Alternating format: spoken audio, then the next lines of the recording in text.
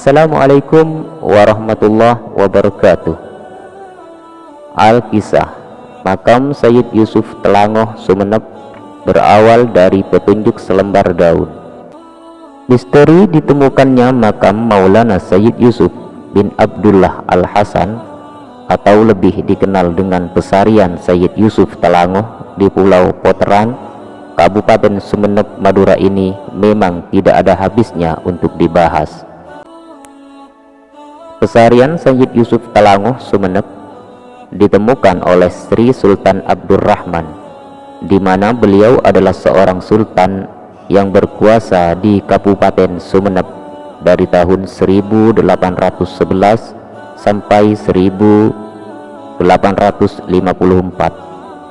Putra Penembahan Somaya atau Penembahan Noto Kusumo Asiruddin dan kakeknya bernama Bendara Muhammad Saud. Sumeneb yang berkuasa pada tahun 1750 sampai dengan 1762 Masehi. Bertemunya nasab sang sultan antara kakek dan neneknya adalah satu turunan jauh ke atas, bertemu dengan Sayyid Ali Murtadha Sunan Lembayung Fadal dengan Dewi Maduratna, keturunan Raja Pajajaran. Sejak muda, Sultan Abdurrahman mempunyai suatu kebiasaan yang mulia dan membawa manfaat bagi orang banyak. Selain itu, beliau sering keluar masuk dari daerah satu ke daerah lainnya, yakni selalu berkelana atau mengembara di berbagai tempat untuk menuntut ilmu kedikjayaan maupun pengetahuan lainnya. Kebiasaan tersebut berlangsung sampai beliau menjadi seorang adipati di Sumeneb. Hal ini terbukti sejak perjalanannya dalam mengembara ke Pulau Bali sehingga menemukan makam Sayyid Yusuf. Diceritakan sebelum menjabat sebagai adipati di Sumeneb pada tahun 1791 Masehi, Sultan Sumeneb Sri Sultan Abdurrahman Tangkutaningrat bersama rombongan yang diiringi oleh beberapa prajurit berangkat dari Keraton Sumeneb menuju Pulau Bali. Dalam perjalanan untuk kunjungan kenegaraan dan sekaligus dalam menyebar luaskan agama Islam itu melewati pelabuhan Telangoh Sumeneb.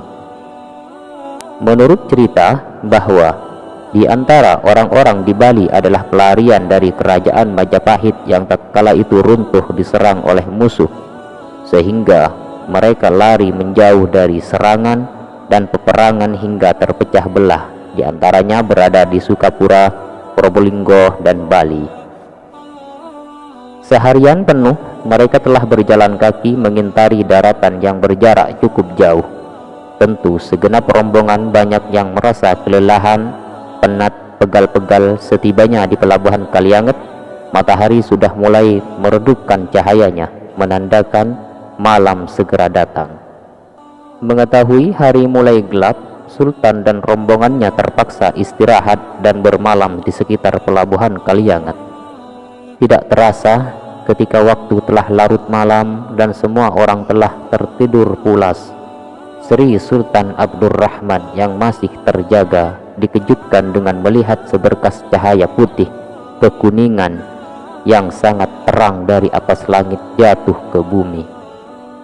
Cahaya itu jatuh di sebelah timur pelabuhan, tepatnya Pulau Poteran, Desa Telangoh, Kecamatan Telangoh, Kabupaten Sumeneb, Madura. Usai melihat cahaya itu, terdengar suara riuh ayam, burung, dan suara segenap hewan lainnya seolah-olah berzikir dan memuji kebesaran Sang Pencipta, hingga suara-suara tersebut menjemput sang fajar. Usai azan subuh berkumandang, setelah Sri Sultan Abdurrahman melakukan sholat subuh berjamaah dengan para pengikutnya, beliau langsung menceritakan kepada rombongannya tentang kejadian aneh yang dilihatnya semalam.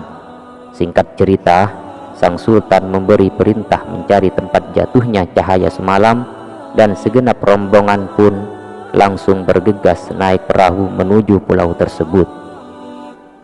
Setelah mendaratnya perahu yang ditumpangi sultan dan rombongannya di Pulau Puteran, maka Sri Sultan Abdurrahman segera memasuki hutan mencari di mana tempat jatuhnya sinar tersebut. Beberapa lama kemudian didapatkannya tanda sebuah gundukan tanah, seakan-akan ada kuburan baru. Kemudian di depan makam itu Sri Sultan tampak ditemui sosok kakek berbaju putih. Sri Sultan tampak memberikan salam, dan salam beliau pun dibalas pula oleh sang kakek. Akan tetapi percakapan sultan itu hanya dapat didengar, namun tidak satupun orang yang dapat melihat wujud kakek itu kecuali sultan. Selanjutnya Sri Sultan Abdurrahman bermunajat memohon petunjuk kehadirat Allah Subhanahu wa Ta'ala. Tiba-tiba dalam keadaan munajatnya jatuhlah selembar daun di pangkuan sultan, dan setelah diambil serta diperhatikan daun tersebut, ternyata bertuliskan Arab yang tertera nama Hadza Maulana Sayyid Yusuf bin Abdullah Al-Hasan. Selanjutnya, setelah diketahui bahwa seberkas sinar yang jatuh itu ternyata makam keramat dan ada wangsit berupa selembar daun, maka Sri Sultan Abdurrahman segera memasang batu nisan pada kuburan tersebut dengan memberi tulisan sebagaimana nama yang terdapat pada daun tersebut, sebagai suatu tanda bahwa itu adalah makam, dan agar suatu saat jika Sri Sultan kembali lagi tidak lupa dan hilang. Setelah selesai memasang nisan dan memberi nama, Sri Sultan hendak melanjutkan perjalanannya. Namun sebelum berangkat, tongkat yang menjadi teman beliau ditancapkannya dekat pesarian Sayyid Yusuf, dengan harapan suatu saat nanti dalam perjalanannya mencari makam tersebut sepulang dari Pulau Dewata, Bali, cepat ditemukan dan mudah dicari. Dengan kebesaran serta kekuasaan Allah Subhanahu wa Ta'ala, maka tongkat tersebut hidup sampai sekarang, bahkan telah menjadi pohon yang besar dan rindang. Akarnya menghunjam ke bawah dan melilit pada pohonnya, bak menghalau sesuatu dan tak tergoyahkan oleh tuntutan zaman. Saking besarnya pohon dan akar tersebut seolah-olah membuat pengaman pulau tersebut dari hantaman ombak.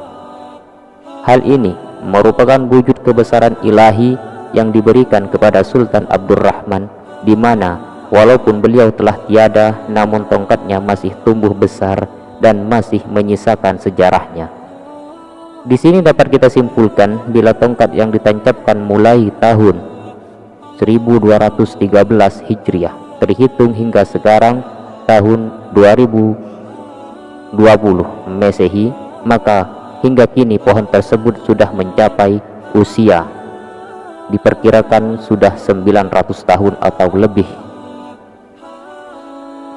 Sepulangnya melakukan perjalanan dari Pulau Bali, Sultan Abdurrahman berniat untuk membangun pesarian Sayyid Yusuf agar diberi cungkup atau kubah kecil untuk tempat bernaung seseorang kelak ketika ingin kirim doa maupun tafakkur. Akan tetapi ada kejadian aneh. Setelah diberi cungkup, makam tersebut malah berpindah atau bergeser dengan sendirinya ke sebelah timur, hingga disimpulkan bahwa makam tersebut tidak mau diberi cungkup.